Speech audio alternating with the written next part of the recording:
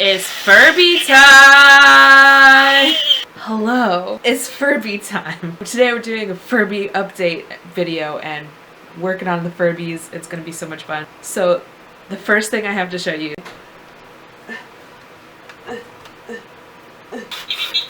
is this beautiful painting my cousin did.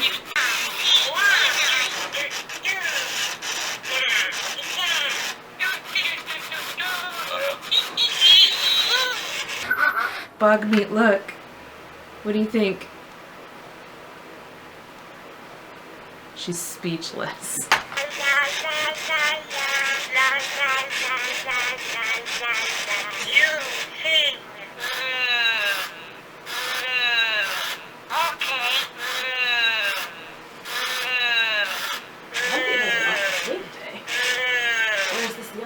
They're talking to each other. So, further updates, I skinned this bad boy, and as you can see, like with bogmeat, I painted on it. Yeah, you bogmeat! I painted on his skeleton because I wanted him to have some organs, and also I painted his face, and I took his eyes out. I was gonna use the eye chips that were already in there to make new eyes by just using nail polish remover to take the paint off and then repainting it, but then I put his eye chips on my table and came back, and my cat, I think, did something with the other one because I cannot find it. So I've ordered some eye chips online and they're coming, and so probably you'll see his eye chips in the next Furby video I make. I gave him new eyelashes because when I was painting his eyes, his eyelashes just came off. So I gave him some human girl eyelashes and he looks absolutely luscious. Here is New Boy's faceplate that I also painted. So it's gonna be like that when he's done.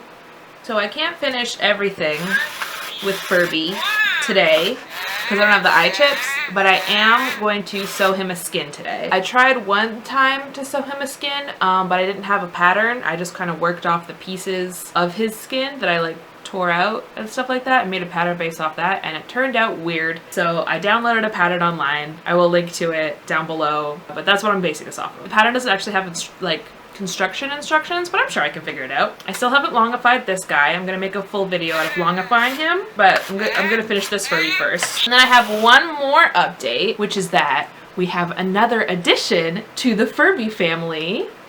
I found this. This is one of the newest Furbies. It's a Furby Connect, I think is what they're called. But I found him at the thrift store for like $7. He's pretty sleepy right now. He does work. Yeah, there he is. Say hi. He's got old batteries in him, so he doesn't really work that well. I did replace his batteries with like newer batteries at one point, but honestly, I don't love his voice. He sounds like a grown man. I like the old Furby voices that are like high-pitched and cute, but I don't know if he's gonna say anything because he's with his old batteries and he's pretty quiet. But he is so cute and so soft, and like when he moves around when he's got the new batteries in, like he does like this little dance. And I don't know if you've seen like these kinds of Furbies with like glitched out eyes, and they look super cool. And I don't know if I'll be able to like intentionally glitch his eyes out, but like that would be sick as hell. I'd love to have a glitch Furby. But also it's like a perfectly working new Furby with like all the pieces too, like everything. Like he works fine with fresh batteries. So I'm also like, I can just give it to a child. We'll see what happens with this little guy. Haven't really decided yet, but he might not be staying with the Fae Furby clan, but we'll see. Today is not about that Furby. Today is about this Furby. This Furby. My first step is to cut the pattern pieces out, and I have to make super sure that I am paying attention to which direction the fur is going, because I didn't when I was cutting out the pieces for the test skin I made, and it turned out weird. So I'm gonna pay super close attention to that, cut out all the pattern pieces, and then try to figure out how to sew them together. But I think I'll be able to figure it out. In case you missed my last video, I do know how to sew, kinda. So hopefully I'll be able to just figure it out. I'm sure I can. Cut. Okay, so I've got the committee here. They're all eerily backlit, which I love, and I've got my pattern pieces. So let's go ahead and cut some out. Hey, it's voiceover me. So real quick, the audio quality for this voiceover is going to suck because one of my USB ports shat out this week. And I'm still waiting on the USB port like expander to come in, so I have to use my laptop mic. Sorry about that. So first I spent like an absurdly long time making sure that I was cutting out these feet shapes on the right angle because the fluff kind of went diagonal and I wanted it to go down the foot. So, you just got to pay attention to that kind of thing when you're cutting out with fake fur. But yeah, so I put the little feet on there and I outlined them and cut out 4 of them. So next I did the ears out of the same light gray fabric and made sure that the fur was going in the right direction before I traced them out. I hate that I'm so dumb that I have to like really puzzle this out. So yeah, then I cut out 2 ear shapes, one mirroring the other so that there was a left and a right. Okay, so now I've got the back of 2 ears. I'm going to cut out the front of 2 ears out of this fabric. And this doesn't have any like directional texture on it, so it doesn't fucking matter how I cut it. Oh, I should have brought the iron up here, baby. So I traced the pattern onto this fabric and I actually ended up having to pin the pattern to the fabric because it was a really slippery fabric. So it kept slipping around and the pieces kept coming out wonky because the pattern got traced on wonky. So I pinned the pattern to the fabric and that kept it really still for that whole time. And I also ended up doing that with most, if not all, of the other pattern pieces, because when you get into fake fur, the longer it gets, the more difficult it is to trace a pattern onto because it'll move around on you. Tummy, tummy. This is a good tummy. I'm using this for the body. Fold it in half and do it like this. Okay, 2 body pieces. Fluff! Oh my god. Last part, the mane. And this is the only one that I bought like specific fabric for. I bought this off Etsy. It's very long and luscious, and I really want to make this work first time because I want to save as much of this as possible. I think this is the direction it goes. There's going to be so much hair. Oh, God. There was so much hair. Something I didn't think of while I was cutting this was that I should make sure that all of the long fur was out of the path of my scissors, so I was only cutting the fabric and not the actual fur. So that's something to keep in mind if you're using really long fur, because I wish I had thought of that. I cut her hair too short. Look, it's so nice and long on this side. Hopefully it's still going to be fine. It wasn't that fine. I had to sew extensions in. Okay, I'm going to clean up now. So just in case you're using this as like a tutorial for how to sew your own Furby skin, top tips on cutting fake fur. It's slippy slidey. So I think pinning the pattern to the fabric was the best way to like make sure that they were staying together. And you are going to get fake fur everywhere. I cleaned up seconds ago and I already have this little hairball on my desk. So those are my tips for just the cutting process. Now I am going to pin them together and start sewing. So yeah, like I said, there was no instruction with the actual pattern on how to sew it together, so that's gonna kind of be up to me. So let's find out, shall we? So I know this is a horrible angle and horrible lighting, but bear with me. So I started with the ear and the feet pieces because those were by far the easiest to figure out. Just pin them right sides together and sew along the edge. And I went really slow around the corners of the ears and also the curves of the feet to make sure that I got them right, because there's some pretty sharp angles. So you want to make sure that you're going nice and slow to make sure you get that curve looking right. But make sure you leave the little hole at the top of the ear and the top seam of the foot unsewn so that you can flip them inside out, and for the ears so that you can fit them onto the ear pegs when you're done. I just used a little bit of fabric glue to glue in those raw edges to make sure that they don't fray. So then it's time to sew up the side seam. So you want to fold your individual body pieces in half along that slit up the middle. And the last little part there, you're not supposed to sew shut. You're not supposed to you're not supposed to sew shut, because that's what the ear peg is going to go through.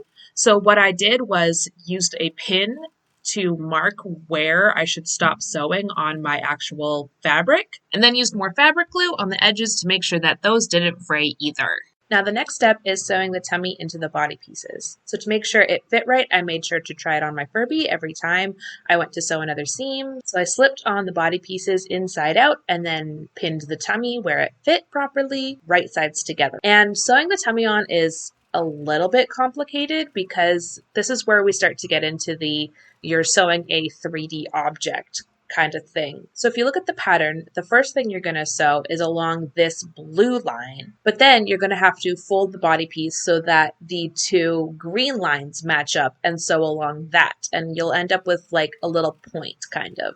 And just as a side, this whole thing was such a bitch to sew because, as mentioned previously in my last video, my sewing machine is old and it kept wanting to suck the fake fur right into its innards. But we struggled through, and here is the base of the Furby skin, all nice and sewn together. So the next thing to sew was the mane.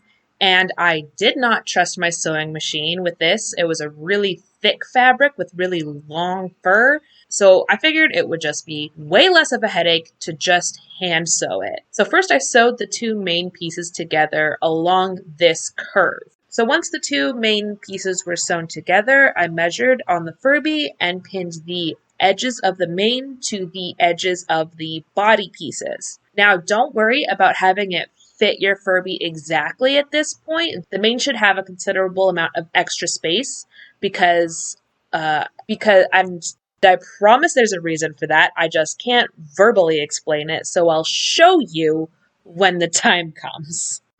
So what you're sewing right now is along this red line. You're going to want to leave these blue parts out of it for now, because to do like the top forehead bit takes a little bit of finagling. So what I did was flip the whole body inside out once I had sewn the mane onto the Furby, slipped the inside out body onto the Furby, and then went ahead and pinned the forehead area from there so that I could make sure it was all kind of fitting together correctly. But apparently I lost the footage of me actually doing that, so you'll just have to trust me. It does all come together when you have it in front of you. So the next thing I did, and you don't have to do this at this point, you can do it at the very, very end, but for me, the next thing I did was sew in the faceplate. And it took me a couple tries because the first time I sewed it in crooked, so just make sure you're lining everything up when you sew that in. Next thing I did was put the skin on the Furby and slip the ears onto the ear pegs so that I could measure up where I should sew the bottom of the ears to. So it's just a couple of stitches at the very bottom of the ear to sew it to the body. And then after that, I stuffed the feet and then sewed them to the bottom of the fur, like always, right sides together. Hello, it is the next day and I'm wearing the same clothes. Don't talk about it. Furby skin is basically all sewed together now. Faceplate is nice and sewn in, the feet are on the bottom. There's just one more step to the actual construction and then it's just like detail work. The last step is to sew the bottom channel on that'll hold whatever it is that holds the skin onto the Furby. So if you don't know, on regular Furbies, the bottom channel will hold like a zip tie. But I want this to be not so much removable, well, kind of removable, but I wanted to do it out of elastic, but I couldn't find any elastic, but I did find this necklace that I bought from the dollar store so that I could harvest the beads off of it, and it's got a nice stretchy to it, so I'll use this as the elastic, And I harvested this channel. This is the channel from the bottom part from the original Furby skin. So in theory, it should fit like perfectly around. Got a bit of an overlap, but it's mostly perfect. So what I'm gonna do is measure the elastic to fit perfectly within this little groove here. Well, actually, first I guess I should sew this to the skin and then measure this and then feed this through this. Voiceover. So the first thing I did was find the center front of both the bottom channel part and the Furby skin and pin that together so that the opening would be in the center back of the Furby. Then as I was pinning it around, I came to the conclusion that the Furby skin was too big around. That's when I realized that the bottom little bump of the mane is supposed to be sewn together. So like this little part here. And it gets the bottom of the mane to stick out like a little tail. So that's why we didn't have to worry about the skin fitting over the Furby perfectly back when we were sewing the mane onto the sides. So once I had done that, I sewed the channel to the bottom of the fur, and then I measured the elastic so that it would fit inside the little groove, and it turned out to be the perfect size. But if you're doing this, make sure you don't stretch out your elastic while you're measuring it, because you want it to have enough give to still be able to stretch up and over the rest of the Furby. I used one of my big needles to feed my elastic through the channel, and then I tied the elastic tightly in the back, again making sure not to stretch it too tight while I did so. After that, the only thing left to do was to sew the ears back on. There's a little hole at the very end of the ear peg that you need to feed your needle through blind, so that's always tricky. And then I used embroidery thread to sew on the toe details, and that's it. Here he is, all finished. Well, not all finished. The fur is finished. His little feet. Oh my god, I love his little feet. I love his mane. Bloop, bloop. He's got like a squishy bum here because his mane kind of pops out. I'm thinking of putting some stuffing in there so it's not so empty and weird. Like all along here, all along his mane, he's got some give to him. So I'm thinking of putting some stuffing in him. I think he looks so good.